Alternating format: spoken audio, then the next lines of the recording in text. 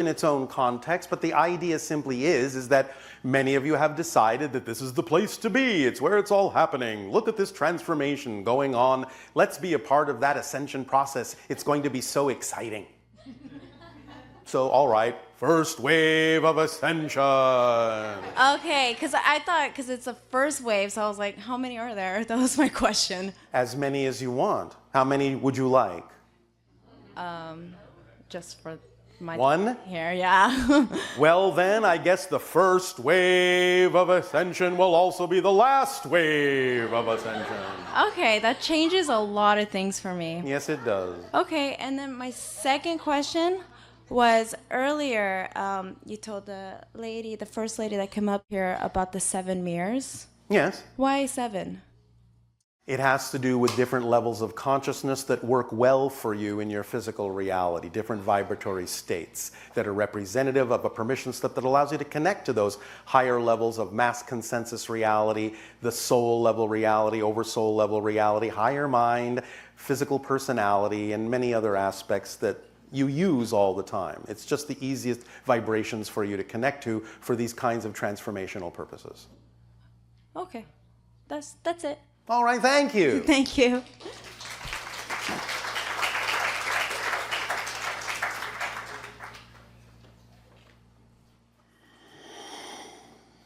One moment. Look how many representations you have in your society of the number 7 that you consider to be, quote unquote, lucky.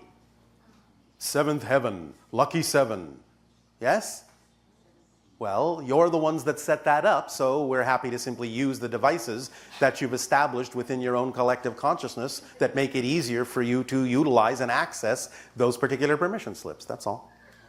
It's also a number of as a sun civilization, right? You're connected to 7. We're connected in many ways, but wait your turn. Hello, brother. How you doing? Perfect, and you? Phenomenal. All right. I almost knew I was going to come up tonight. Almost knew? No, I didn't know. I totally knew. Thank you. Okay. As soon as I wrote my name. It would be extremely educational for you to explain to us the state of being described as almost new. Yeah, it was pretty phenomenal. I feel really connected to tonight's topic. All right. And the origin of the name of as above, so below, and the being and the origin that comes from. Yes. And it's phenomenal. So I feel so connected to the triad mind, what's going to be spoke about tomorrow night. Yes. And with that said, I'd like to go into the origins of those beings. What beings? The Anunnaki. All right. And the bloodlines of the Anunnaki. We will delve a tiny bit into that. Can you tell me the origins of Hermes Trismegistus, or Thoth, is father and bloodline? Well, Hermes Trismegistus is farther down the bloodline than Thoth is? Same incarnation of the same soul? Well, same oversoul. Remember that reincarnation is an illusion. Yes. Yes, everything exists at once. Yes. You can have the experience of reincarnation, but that's not mechanically what's happening. It's simply that as you perceive through linear time the connections that you make from the now, you perceive them as if they are memories. Yes. Therefore, you call them reincarnations instead of multiple simultaneous incarnations, coexistent with me now. Yes. Nevertheless, the idea in linear terminology of Hermes is a little bit farther down the line, and yes, is connected to the idea of a similar oversoul extension to Thoth. But in terms of the idea of the Anu origins, you're actually talking about something that comes from a different dimension. So you couldn't say like Enki is the previous bloodline before Thoth. You're talking about something that is actually a parallel bloodline, not necessarily a linear one. Okay. So the different, would you say the two warring factions of like what they talk about Enlil and Enki Yes. being two different distinct bloodlines that have been at That's conflict? more precise. Okay. And so the Brotherhood of the Snake and the origins of the Brotherhood of the Snake were from the Enki lineage of the incarnations of like Adam, Jesus, and some of those teachers? The snake representing the concept of ancient wisdom, yes. Okay, because Hermes appeared himself before me with a great serpent, a great cobra, totally under control and totally utter poise. Yes. And so, what is the meaning of that like great polarity to command Well, as I such say, darkness? ancient wisdom. Ancient. The idea of tapping into the ancient wisdom that exists within all of you at your core and releasing it in that way. It's like a coiled serpent that then can spring forth and bring you the ancient wisdom into your conscious mind if you lock into those vibrations in the appropriate way. Excellent. And I pondered on this vision so much that I'm finally going on a vision quest to Sedona that I'm really excited about. And do you have any places in mind that I should go to that are pretty powerful spots that you highly recommend? I highly recommend? That you highly recommend. The one that I would highly recommend would be Bell Rock. Bell Rock. Since it's directly under our ship. Will do. And it is actually the center of the vortex. Excellent. We'll make connections. All right. Thank you so much. I have another question about cryptocurrency and how the evolution of cryptocurrency as you see that as a natural flow in our society as a replacement system. Nope. Okay, excellent. Thank you. It is an experiment. It will have its benefits to inform what will eventually evolve, but as it exists in its present form, it will pass into history. Excellent. And I have another question. I experienced a really intense experience, such as an exorcism I did on myself with many different permission slips that you actually gave me. Why did you believe you needed to be exorcised? Well, it just kind of happened that I had this kind of deep tension hidden behind my heart my whole life, and I happened to get to it to where no body work or whatever go that deep on my body. So you released your own demons, so to speak? I did. All right. And then I was taken before the scales above the gods, and Is that another snake reference? The scale? No, it's not. No, it's not. I know, I'm joking with you. And I had such profound experiences this past year of my acceleration happening so much and so much allowing my true self to come to so much fruition that you helped me with, and not being in any shame or utterance of who I am. Well, thank you. It's been so nice. Thank you.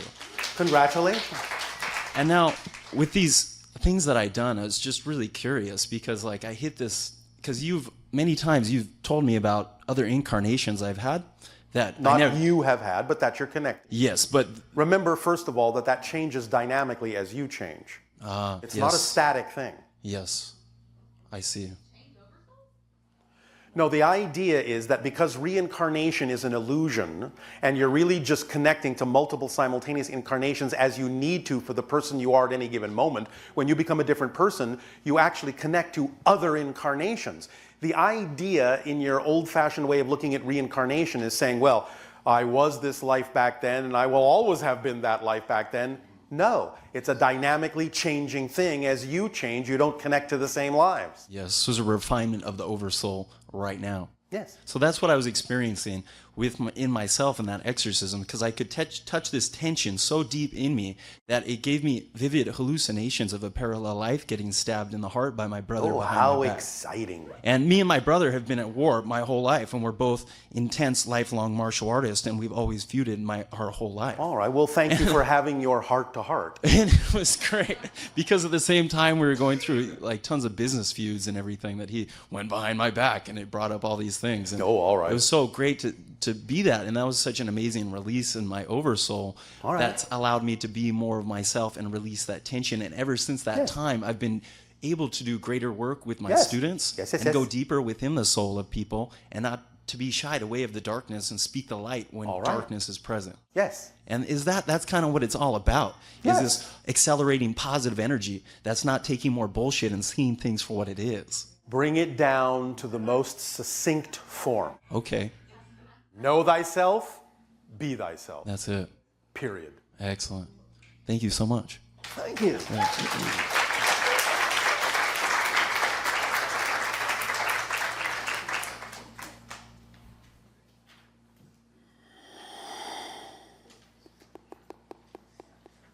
Shivai Bashar. Shivai. I'm me, from Sweden, as it is now. Speak up. Yes. So that all may hear what you have to share. Thank you. So, I have these conversations many times Speak before. up. I have been having this conversation many times before, Yes. and now again. And so, I don't know what to say. you just said a bunch. Yes, but that's what I was thinking before. So now, You don't have to say anything. You can say hello. yes, I would love that. All right. Then say hello. Hello. Hello. I am. Will that do? Yes, it. No, it won't. Oh, so you do have more to yes, say. yes. Actually, all right. I have something for now as well. Oh, all right. I'm a first contact specialist, as All you. right, if you say so. Yeah, I do. And since I am a first contact specialist, and that's my excitement. Yes. You like excitement? One expression of your excitement. Yes. Not necessarily the only one. No. In a way, I do the same things when I do the other expressions, so it's no difference in that sense. And so? Yes. It would be very excited for someone like me to know which species is gonna face us here on Earth first. I am not allowed to tell you that. But obviously, the Aiel hybrids will be among the first. But it has not been fully decided who will be actually the first to make open contact in the way that we mean open contact. Obviously, you all have been contacted in one way, shape, or form. Obviously, there have been other extraterrestrial beings that have landed now and then and made contact with many people on your Earth. But that's not what we're referring to in terms of open contact. But the Yael will be among the first. Yes, and the others depends on the split-offs, so to speak. It depends on the shifts Changing, that happens from there. Different timeline. Yes. It's a lot of changing. But they won't necessarily be the first. They may be, they may not be. That hasn't been decided yet. So we'll see. We will see. Nice. Does that help? Yes, very much. Thank you, Bashar. You are welcome. Shivai. Shivai.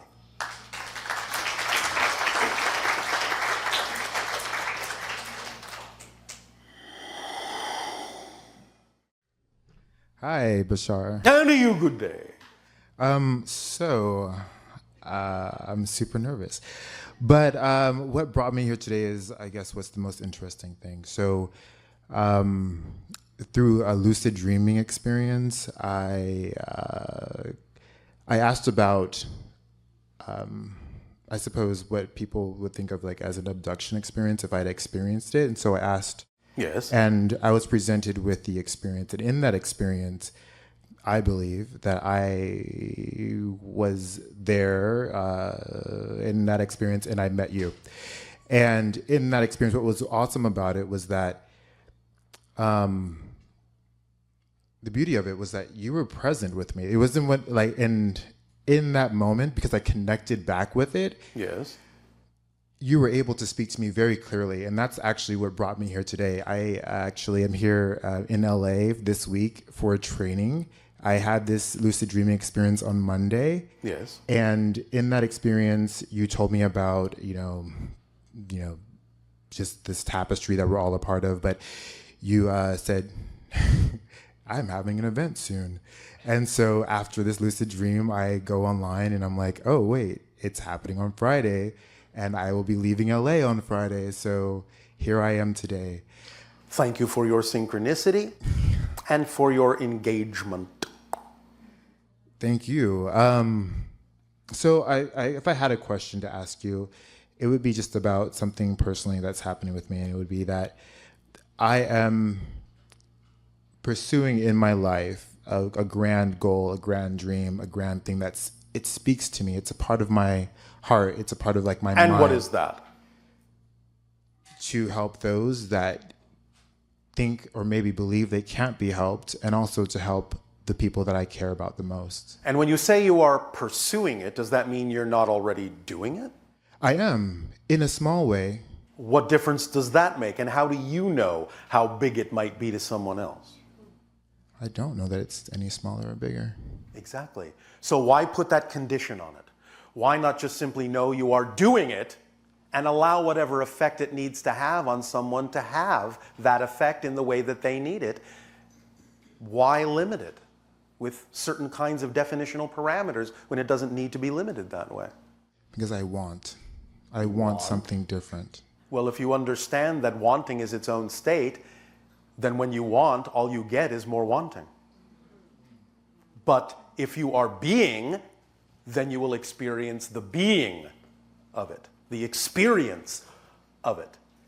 The idea is to have what you need, because you know on some level what you need, and therefore if you're going to quote unquote want anything, I would suggest that you want what you need, because that will get you anywhere you need to go. You don't have to really want. You just have to be, because everything you need in life is built into just being who you are. All the arrangements, all the agreements, all the appointments, everything that's relevant in your life to help you express more fully who you are, which automatically will help others just by being yourself, is built into the flow of your life. It's built into the current. Wanting slows everything down because it doesn't need to be there. Wanting is not a need. You don't need to want. So why want when you can just have what you need? Make sense? It makes total sense. I And know. honestly, that's That's why I said it.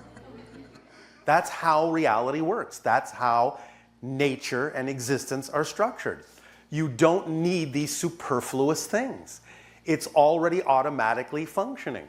Go with the flow. Everything you need is in your unique flow. You don't need to want more than you need. But what if I want to design it in a certain way?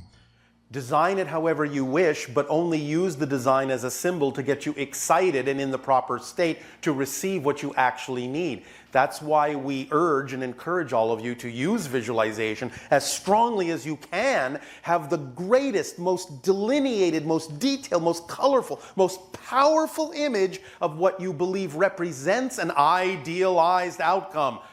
But understand that the key word is represents. Not necessarily will be exactly what you see. But if you understand that you're designing that just to get you into the proper state to receive whatever your higher mind will actually bring you that will be what you truly need, you would understand that your picture, your visualization, is actually a limitation on receiving something that could be many magnitudes better than you were capable of imagining. So why limit it to your physical mind's capability of visualization when the higher mind can see so much farther, so much grander, and bring you something so much greater than what the physical mind is actually even capable of imagining? There you go. There you go. Thank you, Bashar. Does that help? It does a lot. You see, this is what it's all about in terms of turning your definitions around. Many of the things you have been taught to believe are the things that get you to the places you need to be, are in many ways actually what limits you from getting there. That's why you need to open up into your flexibility of definition. And anytime you make a plan, that's fine. But always include in the plan a portion of the plan that gets rid of the plan, so that you can be flexible enough to allow the plan to evolve. Plans are not rigid things. Plans are just the ideas, the seeds that get you motivated, get you moving. They form a kind of framework for your physical mind to sort of hang on to. But please don't rigidize them, because then you're just trapping yourself behind bars.